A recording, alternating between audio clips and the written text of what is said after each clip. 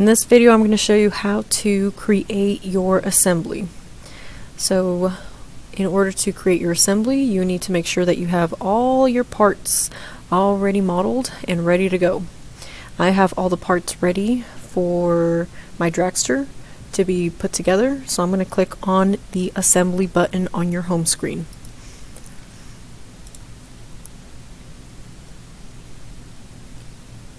Once the assembly environment loads onto your screen, the first thing that we have to do is load in the first part. So since we modeled our parts, we are going to click in here and click on the place command. The first part that I'm going to bring in is the body, because that is the piece that has most of the other parts that go onto.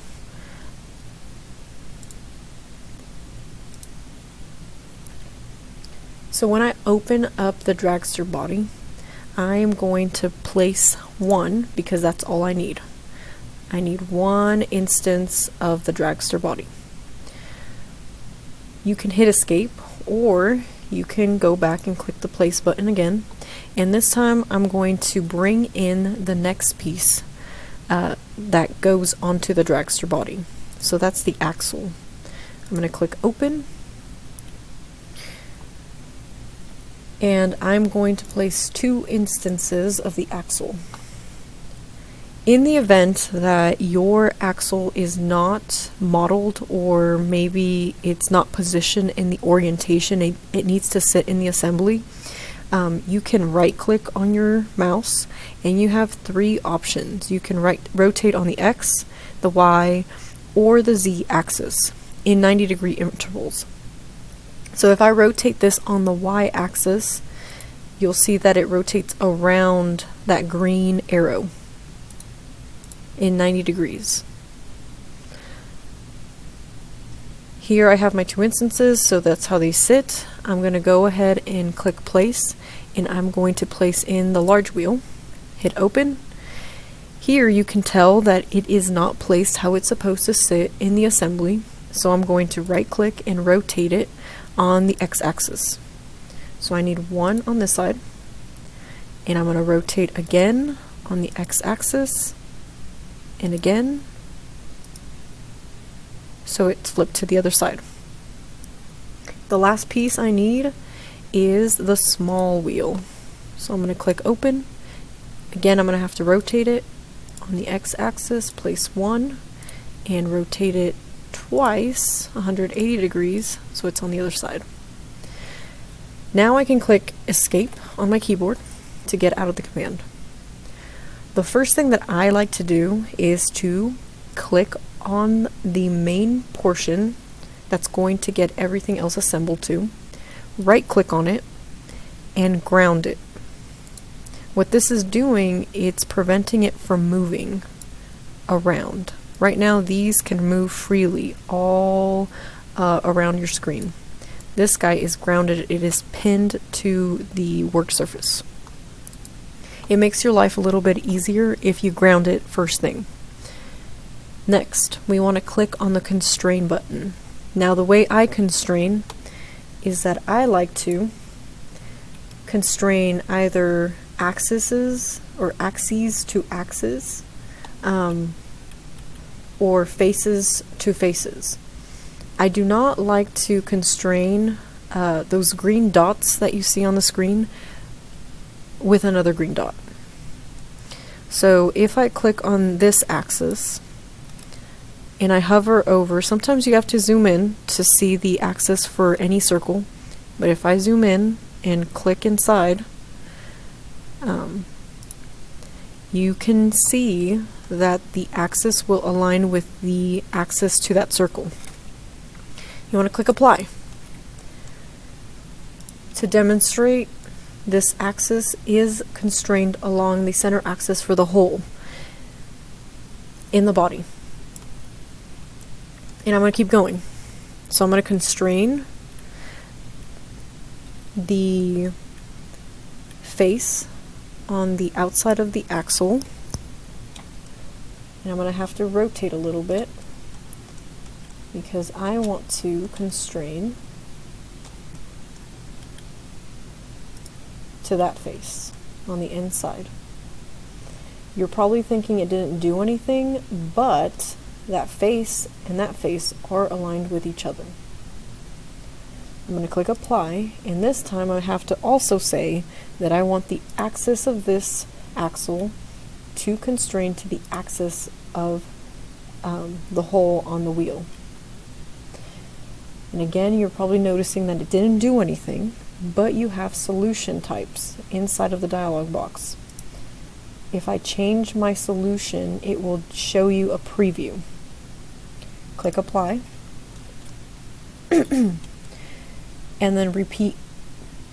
So again, this face needs to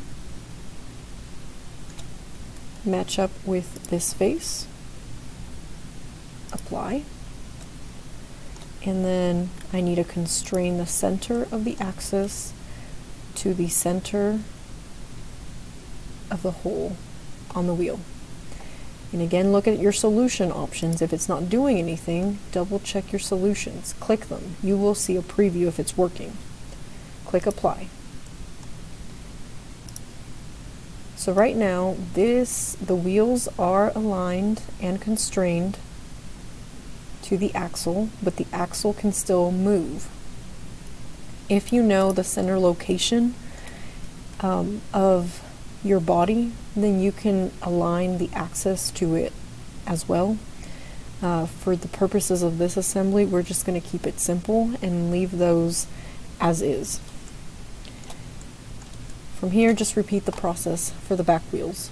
Constrain center axis to center axis, apply. Center axis of the axle to the center axis of the wheel. Here again, look at your solutions. We don't want this wheel to be flipped to the right, we want it to be flipped to the left, so change your solution type. Hit apply. Center axis to the center axis of the wheel, and you will notice that it's flipping it, so I'm going to flip it the other direction, hit apply. I'm going to escape out of the constraint command real quick so then I can move these and separate them apart.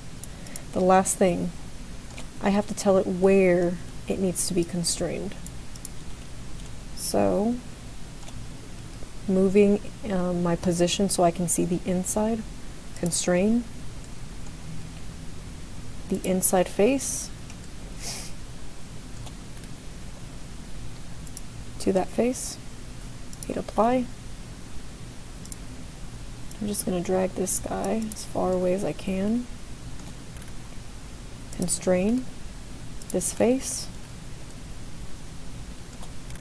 It might be a little difficult. I might be able to do it. To that face. Apply. And position it towards the middle. And again, for the purposes of this, just to keep it simple, we'll just align it to be in the middle. Looking at our home view, everything looks good. So we can save our model.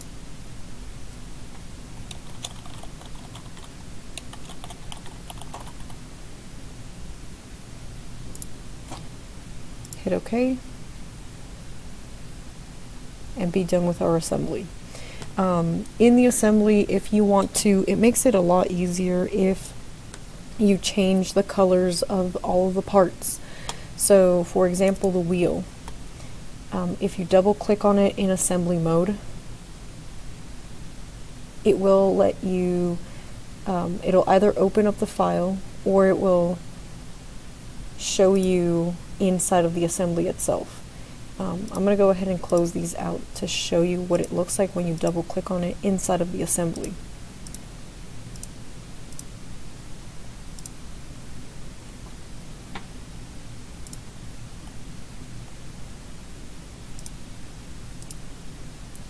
So double clicking, right now I have nothing open. If I double click on it, it grays everything out. So right now I technically am in edit mode inside of an assembly. I could change things. I'm not going to. The only thing I really do want to show you is how to change the color. So up here on your quick access toolbar, you can change the color, the material of the tires of anything. I'm going to pick glossy black, hit return, and both of them change color. I can change, if I double click on this one, change, same thing. Let's make it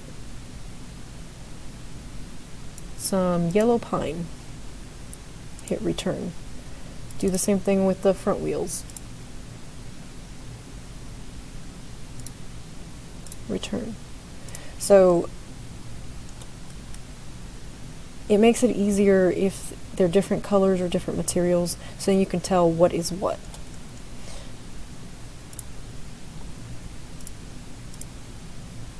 So that was just a quick little tutorial on how to assemble inside of Autodesk Inventor 2019.